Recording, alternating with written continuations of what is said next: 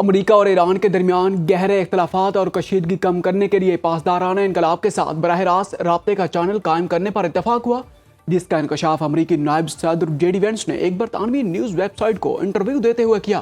انہوں نے بتایا کہ اس تاریخی پیش رفت کے تحت ایرانی پاسدارانہ انقلاب اور امریکی سینٹرل کمانڈ یعنی سینٹ کام کے حکام قطر کے دارالحکومت دوحہ میں اہم ملاقاتیں کریں گے تاکہ غلط فہمیاں دور کر کے تنازعات کا حل نکالا جا سکے۔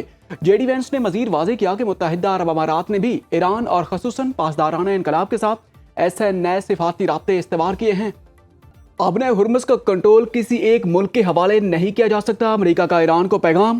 وزیر خارجہ مارکو روبیو کے مشرق کے وسطی ممالک کے دورے، میڈیا سے گفتگو میں کہا کہ خلیجی ممالک بھی اس حق میں نہیں کہ ایران آبنۂ ہرمز سے گزرنے والے جہازوں سے ٹول وصول کرے۔ انہوں نے واضح کیا کہ امریکہ نے خلیجی ممالک کے ساتھ ایران کے لیے کسی تعمیر نو فنڈ پر کوئی بات چیت نہیں کی۔ ٹیکنیکی ٹیمیں 30 جون کو دوبارہ سوئٹزرلینڈ جائیں گی، جہاں ایران سے جوہری پروگرام اور پابندیوں سے متعلق بات ہوگی۔ مارکو روبیو نے کہا کہ ایسا پائیدار امن چاہتے ہیں جو حقیقی ہو، امریکہ اور اس کے اتحادیوں کے مفادات کے خلاف نہ ہو۔ لبنان میں مستقل امن چاہتے ہیں، امید ہے صورتحال میں بہتری آئے۔ ایران نے آبنۂ ہرمز سے 4 آئل ٹینکرز کو واپس مڑنے کا حکم دے دیا۔ برطانوی اخبار فائنانشل ٹائمز نے دعویٰ کیا ہے کہ بحری جہازوں کی نگرانی کرنے والوں نے 4 آئل ٹینکرز کو آبنۂ ہرمز سے یو ٹرن لیتے ہوئے دیکھا گیا، جنہوں نے ممکنہ طور پر ایرانی پاسدارانہ انقلاب کی ہدایات پر راستہ تبدیل کیا۔ ایران کی منظوری کے بغیر مقررہ بحری راستوں کا استعمال ناقابل قبول اور خطرناک ہے۔ عمان کے ساحلی علاقے میں کارگو بحری جہاز پر پروجیکٹائل حملہ۔ برطانیہ کے میری ٹائم ٹریڈ آپریشن سینٹر نے عمان کے ساحل کے قریب ایک بحری واقعے کی اطلاع دی ہے، جس میں ایک مال بردار جہاز کو پروجیکٹائل سے نشانہ بنایا گیا۔ UKMTO کے مطابق واقعہ عمان کے علاقے وحیت کے جنوب مشرق میں پیش آیا۔ حملے کے نتیجے میں جہاز کے اگلے حصے کو نقصان پہنچا۔ حکام نے واقعے کی تحقیقات شروع کر دی۔ عمان کے قریب کارگو جہاز پر پروجیکٹائل حملے کے بعد عالمی منڈی میں تیل پھر مہنگا۔ خام تیل کی قیمت میں 2% سے زائد اضافہ ریکارڈ کیا گیا۔ برنٹ خام تیل کے نرخ $1.52 بڑھ گئے، نئی قیمت $75.26 فی بیرل ہو گئی۔ WTI کی قیمت $1.58 اضافے کے بعد $71.45 فی بیرل پر آ گئی۔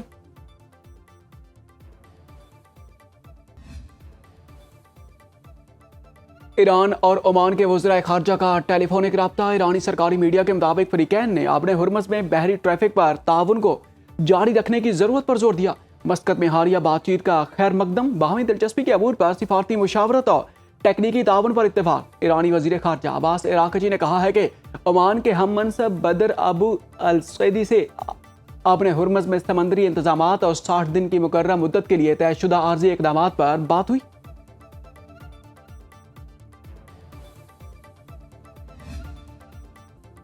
خطے میں عدم استحکام کا ذمہ دار امریکہ ہے۔ ایران نے حامی گروپوں کے ذریعے خطے میں بد امنی کا امریکی الزام مسترد کر دیا۔ ترجمان ایرانی وزارت خارجہ اسماعیل بقائی نے کہا ہے کہ فریقین کو عہد کے بدلے عہد کے اصول کے تحت ذمہ داریاں نبھانا ہوگی۔ ایران نے تحفظات کے باوجود نیک نیتی سے سفارتی عمل میں حصہ لیا، مسلط کردہ جنگ کے خاتمے کے لیے مفاہمت یادداشت پر دستخط کیے۔ دشمنی صرف ایک معاہدے پر دستخط سے ختم نہیں ہو جاتی۔ جب تک امریکی مداخلت جاری رہے گی، خطے میں امن قائم نہیں ہو سکتا۔ امریکی ایما پر اسرائیل جنگیں مسلط کرتا رہے گا۔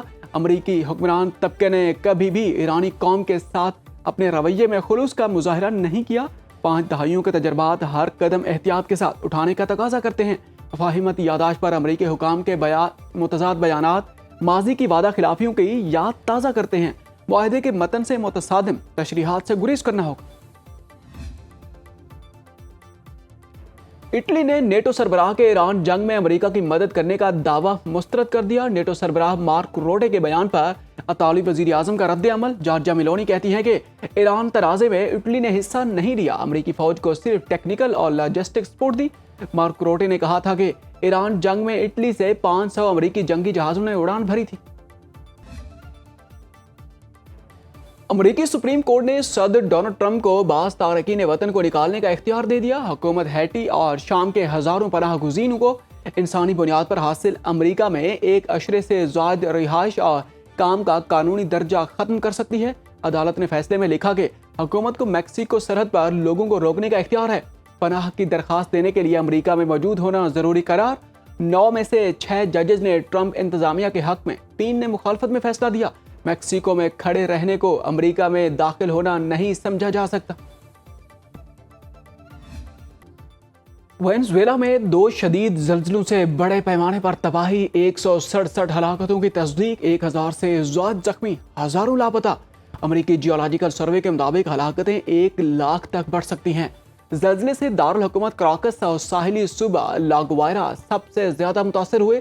22 منزلہ عمارت کے ملبے تلے سینکڑوں افراد دب گئے۔ کراکس کے مرکزی ایئرپورٹ بند، متاثرہ علاقوں میں ریسکیو ٹیمیں امدادی کاموں میں مصروف ہیں۔ صدر ڈیلسی روڈریگز نے ملک میں ہنگامی حالت نافذ کر دی، $20 کروڑ کا امدادی فنڈ قائم کر دیا۔ زلزلوں کے بعد آفٹر شاکس کا سلسلہ جاری، 1 درجن سے زائد زلزلے کے جھٹکے آ چکے۔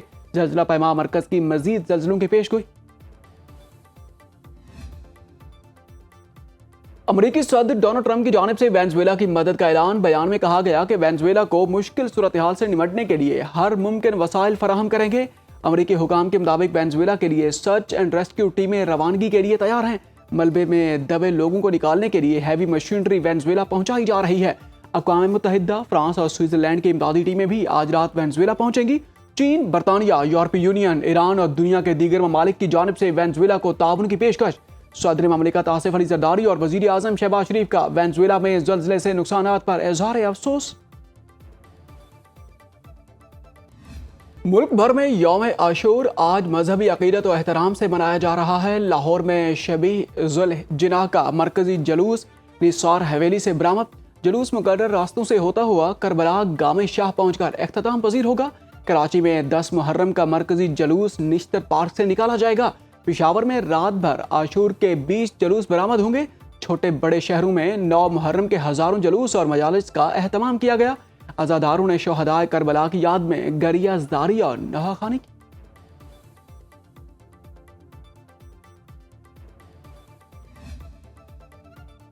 یوم عاشور نوع انسانی کو ایمان، صبر و استقامت، ایثار، حق پسندی اور اصلاح معاشرے کی بے مثال اسباق سے روشناس کراتا ہے۔ یہ دن اللہ تعالیٰ کی نصرت، اہل ایمان کی کامیابی اور حق کی سربلندی کے لیے قربانیوں کے عظیم واقعات کی یاد دہانی ہے۔ وزیر اعظم شہباز شریف کا یوم عاشور پر پیغام۔ وزیر اعظم نے کہا کہ حضرت امام حسین رضی اللہ تعالیٰ عنہ اور ان کی جانثار اور رفقا کی عظیم قربانی نے یوم عاشور کو تاریخ اسلام میں منفرد اور دائمی اہمیت کا حامل بنا دیا۔ واقعہ کربلا ہمیں یہ پیغام دیتا ہے کہ اصولوں اور اقدار کی پاسداری ایک باوقار اور مہذب معاشرے کی بنیاد ہے۔ وزیر اعظم نے قوم سے اپیل کی کہ یوم عاشور کے حقیقی پیغام کو اجاگر کریں، بین المسالک احترام و ہم آہنگی کو فروغ دیں، اشتعال انگیزی اور نفرت کا سدباب کریں۔ ملک بھر میں جلوسوں اور مجالس کے لیے سیکیورٹی کے سخت انتظامات۔ وفاقی وزیر داخلہ محسن نقوی، وزیر مملکت طلال چودھری نے اسلام آباد میں سیکیورٹی انتظامات کا جائزہ لیا۔ پنجاب کی سینئر وزیر مریم اورنگزیب نے لاہور میں مرکزی جلوس کے روٹ کا دورہ کیا۔ کنٹرول روم میں سیکیورٹی کے سخت انتظامات کی مانیٹرنگ کا جائزہ لیا۔ وزیر اطلاعات پنجاب عظمہ بخاری نے فیصل آباد ڈویژن کے اضلاع کا دورہ کیا۔ وزیر داخلہ سندھ ضیاء الحسن لنجار نے سکھر کا فضائی جائزہ لیا۔ پولیس پر واضح کیا کہ سیکیورٹی میں غفلت برداشت نہیں کی جائے گی۔ ملک بھر میں ضلعی سطح پر سیف سٹی کیمروں اور کنٹرول روم سے نگرانی۔ مرکزی جلوسوں کے اطراف سرچنگ اینڈ سنیپ چیکنگ کی گئی۔ رینجرز اور قانون نافذ کرنے والے اداروں کی جانب سے پولیس کی معاونت۔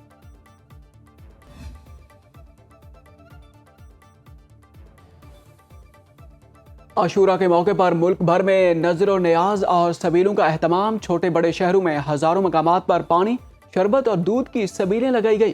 عقیدت مندوں نے نذر و نیاز کا بھی بڑھ چڑھ کر اہتمام کیا۔ عزاداروں اور ہر خاص و عام کی بریانی، حلیم، قورمہ، کھیر اور مختلف کھانوں سے تواضع کی۔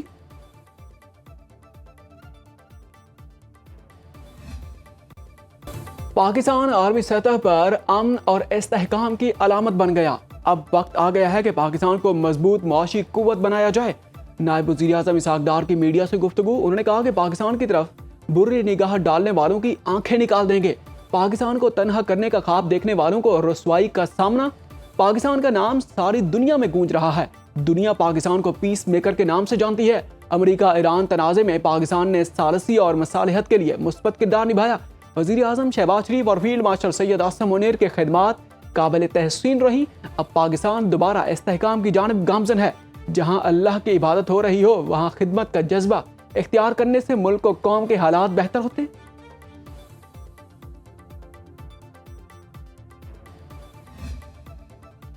FBR کا ٹیکس چوری روکنے کے لیے بڑا فیصلہ، کیمرے نصب کرنے والی ٹیکسٹائل ملوں کو وارننگ دے دی۔ 1 جولائی سے کیمرے نصب ہوں گے۔ 180 ملز مالکان کو الٹیمیٹم۔ ذرائع FBR کا کہنا ہے کہ ٹیکسٹائل ملز اپنے اخراجات پر کیمرے لگوائیں گی، کیمرے نہ لگوانے پر ملیں بند تصور ہوں گی۔ FBR شوگر، سیمنٹ اور کھاد فیکٹری میں کیمرے نصب کر چکا ہے۔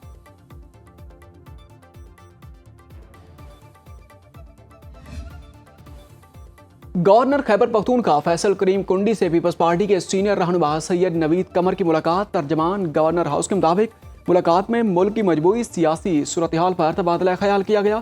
خیبر پختونخوا میں امن و امان کی صورتحال، صوبائی حکومت کی پالیسیوں پر گفتگو کی گئی۔ سید نوید قمر نے کہا ہے کہ وفاقی سطح پر خیبر پختونخوا کے مسائل اجاگر کرنے پر گورنر کو سراہتا ہوں۔